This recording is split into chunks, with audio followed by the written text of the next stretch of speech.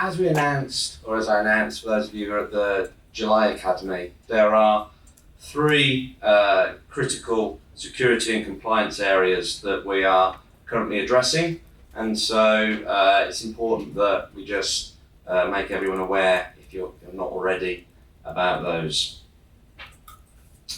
So the first is the de-support of some of the legacy IE browser versions. So there's been quite a long sort of period of grace for this, as I think it was January 2016 Microsoft de-supported these browsers. And for us to keep the UI of our, or the user interface of our software modern and up to date, we need to upgrade libraries, which means we need to de-support these old browser versions.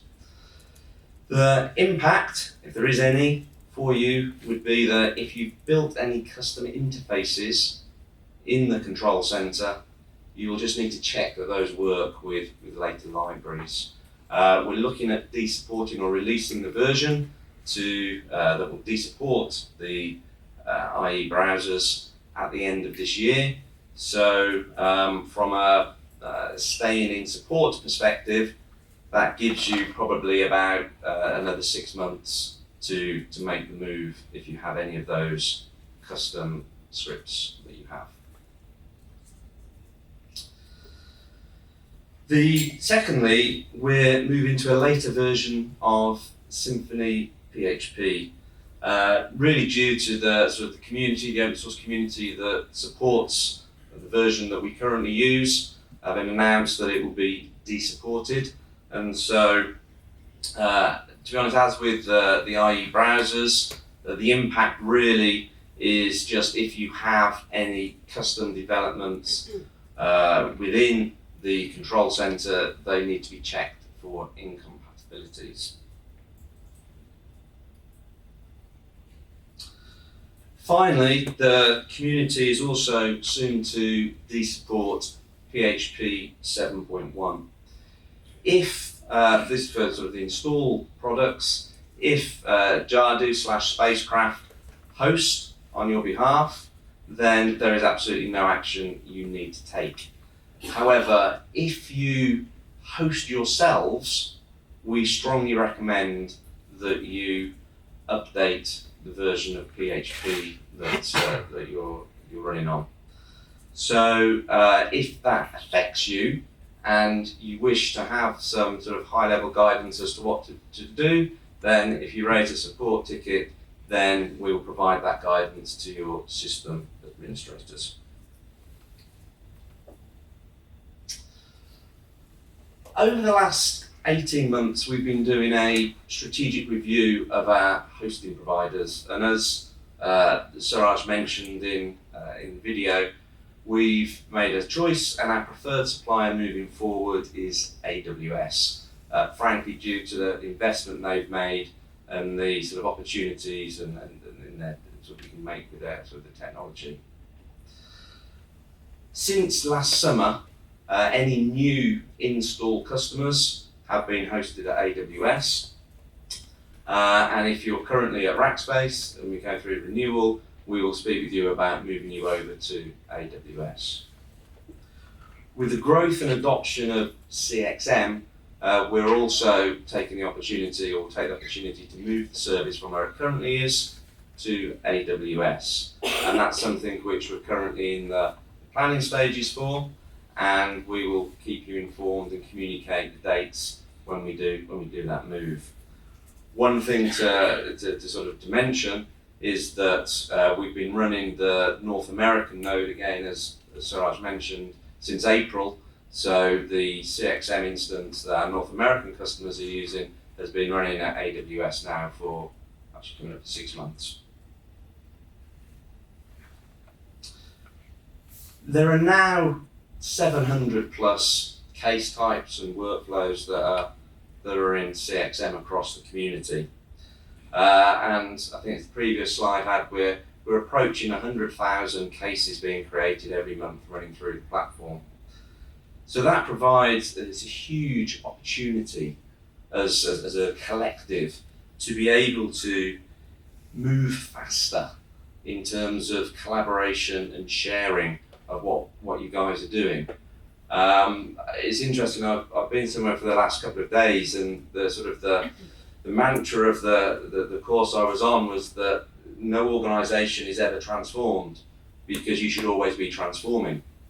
And I think looking at what other people are doing and what's available can, at the very least, give you that faster start, and you don't have to imagine or recreate things that are already done. And a couple of the things that are now available on library, I won't go into any more with Lincolnshire. Again, I don't want to steal anything that's coming up later. But in addition to artifacts and assets that they're providing to the library, we've recently gone through, and all the forms that were on library that weren't in Form Builder have now been converted to Form Builder. So if you have Form Builder, anything on the library now is available in the Form Builder version that you can download and then import and use. Also, some generic templates have started to be added. And again, this is something that we're looking to do iteratively as we go forward. And those of you who are on CXM, you'll be getting regular conversations with either Paul, Vinitha, or James. I think James is here today. I'm not sure if he's here yet. And we will be asking, what have you been doing? Are there things that we can, and that you're willing to share and upload to the library? As I think this is something that is a recurring theme of today, we'll keep coming back to, that we're keen to share the work that people have been doing. So last November at Denver Academy, Jeremy Nelson, who is the IT lead at Wayne State College, did a customer talk, very much like you're going to hear today. And he was talking around how Wayne State are looking to do digital signage, or provide digital signage using Jadu CMS. And there's a video up on the Jadu Academy feed on YouTube. And it's well worth watching, because this is something where they've gone and they've built something custom. And it was how you can power signage, I think using directories there. Well, the last couple of weeks, I had the pleasure to go out to Wayne State in Nebraska and see what's been done there. And these are all digital signs that have been powered by Jadu CMS. And they spin around every 10 seconds as a different message comes, or a different board comes up. And Wayne State believe that this has saved them around $50,000 annually, rather than investing in digital signage. So it's across 50 different displays across the campus. So how does it work? Well, there's a custom module that Jeremy has written, and effectively he's joining the IP of each of those devices to a document ID. And each different document page, with just some settings, let's go through, and each different document page has an image, and that image is what's displayed on the display. If you want multiple images, you just have multiple pages within that document. If you want to alter the default duration of how long you want each image to be displayed, you just put a simple bit of text in the main body of a different slide duration. So, and you can override it, so you can send a message to all the kiosks at the same, all the displays at the same time. So this is powering the digital signage of the university. And you think, well, actually, Richard, why are you standing up telling us this? Well, I'm standing up telling you this because they zipped that code and they sent it to Butler. And Butler installed it in their CMS, and they're about to go live powering 67 signs around their campus using Jadu document pages, and through the granularity of admin privileges, effectively IT no longer has to look after this, because actually to train someone to say you just insert an image in a document page, that's all that needs to be done, and the rest just happens. Butler were at the time going out and looking, doing a procurement, and they decided that rather than using that, they are going to use this this method. And they think that it's $70,000, Suraj, I think, annually. They think that'll save them in what they potentially would spend on a content management system for their digital signage. And they use LGTVs, and they've actually got, and you can get those with an overlay that turns them into touchscreens. So one of the things we're doing, having seen this, is like, this is fantastic. It's a really good example of how the library can be used. So what we're doing at the moment, they're sending us the code, and we're going to upload that on the library. So if anyone is thinking about how do the council deliver digital signage, there is a video that is available, which I'm sure we'll share the link with as part of the follow-up to this, of Jeremy explaining in far greater detail than I just quickly have how it works, and that's something that can just be imported into your platform and potentially away you go. So it's a really good example of how something where 1,000 miles away over a big ocean, actually higher ed can come back and actually assist and help with digital transformation in the UK. Just again, for some of you, if you haven't been or are familiar with Jadu since the last academy or 12 months ago, we've invested a lot over the last 12 months in a customer support team. We currently have 3 members, Sarah, Charlotte and Reese. Charlotte, if you want to wave your hand, is here today. Also loves being high-fived. Actually, she likes the double hand high five, just if you want to do that.